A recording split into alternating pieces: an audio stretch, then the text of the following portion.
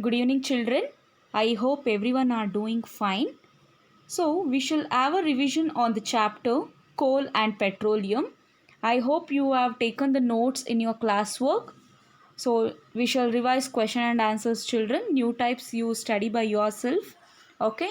So, first main, that is answer the following questions. What are exhaustible and inexhaustible resources? Give example. Exhaustible resources, that is, if a source cannot be replenished at the same rate at which it is used, or if it takes a very long time to be replaced, then it is considered to be exhaustible. Okay, I have explained what is exhaustible resources. So, which cannot be replenished, right? So, at the same rate, how we have make use, we can't get it back. Okay, and it cannot be replaced. So, we call these kind of resources as exhaustible. Okay, example minerals, coal, petroleum. Okay, inexhaustible resources, it is opposite to exhaustible resources. Resources like water, air and sunlight are available in unlimited quantity in the nature. Unlimited, it is unlimited, and they are not likely to be exhausted by human activities. They will never run out. Okay, so this is the difference between exhaustible and inexhaustible, and examples. Let us look into the second question, that is, why is conservation of fossil fuels essential? So, why we need to conserve fossil fuels? Conservation of fossil fuels is essential because to ensure that such resources are not consumed faster than they are replaced, and to maintain an adequate supply of these resources so that they are available even in the future. So we need to conserve fossil fuels because it will be advantage for a future generation. Even they will get to know what is this fossil fuels are, and they will get to know how to make use of these resources. It may help to sustain their life. Okay, so next is, what is the impact of using for excess of fossil fuels? So what is the impact? That is, so they are non-renewable sources of energy and are no longer available if once used. Okay, so this is the impact of fossil fuels. Excessive use of fossil fuel cause uncontrollable threat to environment like acid rain, global warming, air pollution, and also ozone depletion. Next, you have give reasons questions. Solar energy is better than thermal energy. So why solar energy is better than thermal energy? We should give a reason. Okay, solar energy is a renewable resources of energy, as it can be used to produce electricity, isn't it? Solar energy can be converted to electrical energy. So as long as the sun exists, so we can expect solar energy, while thermal power is not like that. So thermal power is non-renewable source of energy because coal is used to generate electricity. So this might exhaust any time, right? But solar energy is not like that. So it is said to be renewable source, wherein thermal energy is said to be non-renewable source of energy. Okay. So water should not be thrown over fire caused by petrol. Give reason.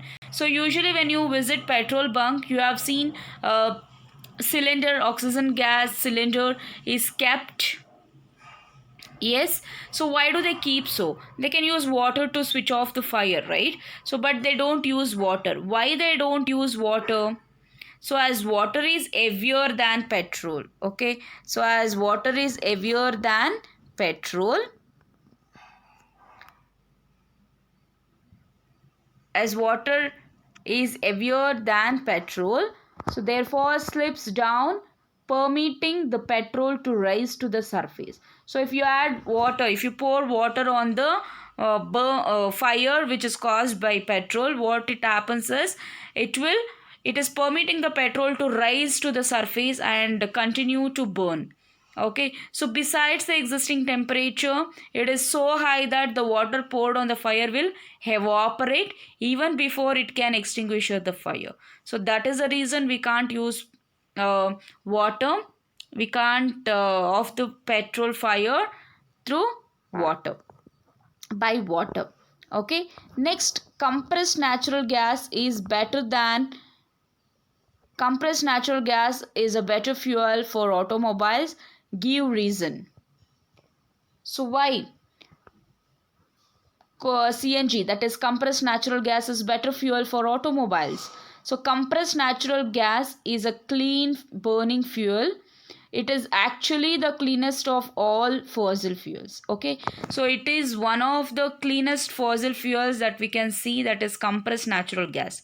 So compressed natural gas also produces 45% of less hydrocarbons. Okay, it produces 45% of hydrocarbons than compared to gasoline. And although natural gas, it is considerably reduced compared to gasoline or diesel. Okay, and coal is called a fossil fuel. Give reason. So why we call coal is a fossil fuel? So coal is called a fossil fuel because it was made from plants that were once alive. So how do we get coal?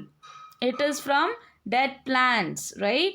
So it is from plants, not only dead plants. When we burn plants, branches or sticks of plants or stem of it, so we get coal. So once alive, so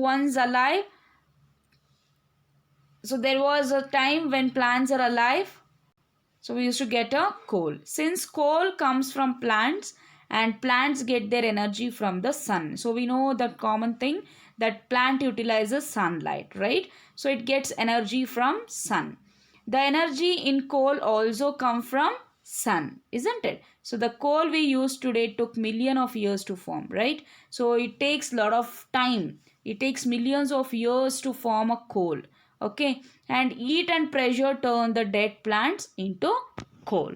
So because of more heat and pressure, this gonna turn into dead plant dead plants are going to turn into coal due to high temperature and pressure. So you have learned that in the formation of coal, right? So once you go through the formation of coal, you will understand it much better.